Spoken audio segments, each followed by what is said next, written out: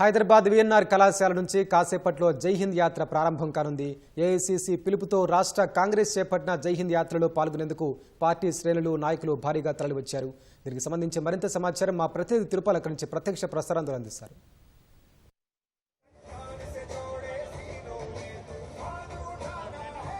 Venkatesh, మరికొద్దిసేపట్లో Congress rally ప్రారంభం కానుంది. జై హింద్ పేరుతో నిర్వహిస్తున్న ఈ ర్యాలీ ఇక్కడ కేఎన్ఆర్ నుంచి బయలుదేరి కేజీఆర్ వరకు కొనసాగనున్నది. ర్యాలీకి అన్ని ఏర్పాట్లు సిద్ధమైనాయి. మరికొద్దిసేపట్లో ఈ ర్యాలీ ప్రారంభం కానున్నది. ఇప్పటికే రాష్ట్ర వ్యవహారాల ఇన్ఛార్జి మీనాక్షి నటరాజన్ ఇక్కడికి చేరుకున్నారు. మరికొద్దిసేపట్లో పిసిసి అధ్యక్షుడు అదేవిధంగా ముఖ్యమంత్రి కూడా ఇక్కడికి చేరుకోనున్నాడు. ఏఐసిసి పిలుపు మేరకు నిర్వహిస్తున్న ఈ ర్యాలీ, జై హింద్ పేరుతో నిర్వహిస్తున్న ఈ ర్యాలీ మరికొద్దిసేపట్లో ప్రారంభం కానున్నది.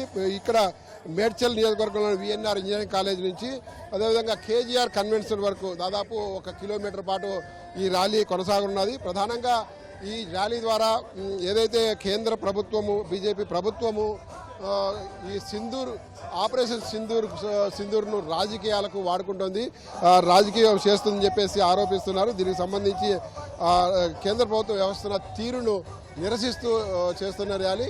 ఆపరేషన్ సింధూర్కు మద్దతుగా అదేవిధంగా కేంద్ర ప్రభుత్వం వ్యవహరిస్తున్న తీరుకు నిరసనగా ఈ ర్యాలీ నిర్వహిస్తున్నట్టుగా కాంగ్రెస్ పార్టీ చెప్తోంది. ఇప్పటికే దేశవ్యాప్తంగా కూడా ఈ జై హింద్ పేరుతో ర్యాలీ నిర్వహించాలి, ప్రధాని నరేంద్ర మోడీ వ్యవహరిస్తున్న తీరు అదేవిధంగా జై హింద్ సింధూర్ ఆపరేషన్ సింధూర్ కాల్పుల విరమణ జరిగిన తర్వాత కొనసాగుతున్న పరిణామాలు అన్నీ కూడా చూసినట్లయితే కూడా పూర్తిగా ఈ కేంద్ర ప్రభుత్వం రాజకీయం చేస్తుంది, మొత్తంగా రాజకీయాలకు వాడుకుంటుంది. ఇది చాలా దురదృష్టకరమైన సంఘటన అని చెప్పి భావిస్తున్నారు. దీనికి సంబంధించి మనతో మాట్లాడిన పరిగి ఎమ్మెల్యే రామ్మోహన్ రెడ్డి ఉన్నారు, ఆయనతో మాట్లాడదాం. సార్, చెప్పండి, అసలు ఈ ర్యాలీ దేనికోసం, ఎందుకు?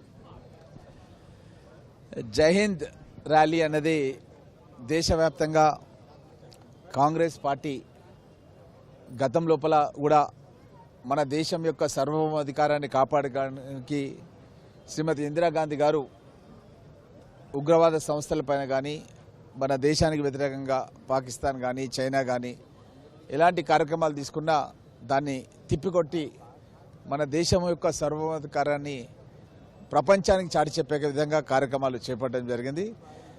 మన దేశం గురించి త్యాగం చేసినటువంటి ఈ యొక్క మిలిటరీ ఆపరేషన్స్లలో ఇండియన్ ఎయిర్ ఫోర్స్ కానీ అదేవిధంగా నేవీ కానీ వీళ్ళందరికీ కూడా మనం బాసటగా ఉన్నాం వాళ్ళ కుటుంబాలకు అన్న ఒక మెసేజ్ భారతదేశానికి స్వాతంత్రం తీసుకొచ్చినటువంటి కాంగ్రెస్ పార్టీ, తెలంగాణ రాష్ట్రాన్ని ఇచ్చినటువంటి కాంగ్రెస్ పార్టీ అందజేయాలనే ఉద్దేశంతో మా నాయకుడు రాహుల్ గాంధీ గారు, మా పార్టీ అధ్యక్షులు మల్లికార్జున్ ఖర్గే గారు ఎప్పటికీ ఆపరేషన్ సింధూర్కు మద్దతుగా చేస్తున్న ర్యాలీనా ఇదే?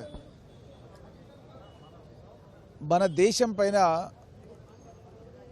మన దేశంలో ఉన్నటువంటి ఎవరైతే పౌరులు విహారయాత్రకు వెళ్ళినప్పుడు అమానుషంగా దాడి చేసి చంపినటువంటి ఉగ్రమూకకు వ్యతిరేకంగా మన దేశంలో ఉన్న రాజకీయ పక్షాలన్నీ కూడా ఏకమై ప్రభుత్వానికి బాసటగా నిలవడం అనేది జరిగింది. మా నాయకుడు రాహుల్ గాంధీ గారు అమిత్ షాతో ఎప్పుడైతే ఉగ్ర దాడికి వ్యతిరేకంగా ప్రభుత్వాలు చర్యలు ప్రారంభించిన కొన్ని క్షణాల్లోనే మాట్లాడడం జరిగింది.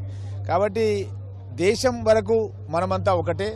కానీ ఏదైతే బీజేపీ ఈరోజు ఈ యొక్క ఉగ్రవాద పైన దాడిని కూడా రాజకీయంగా మలుచుకొని ఏ విధంగా అయితే వాళ్ళు తిప్పికొట్టాల్సిన విషయం ఉండనో ఆ విధంగా తిప్పికొట్టలేదన్నది కూడా సర్వత్రా కూడా వినిపిస్తున్నటువంటి మాట మనం గమనిస్తున్నాం.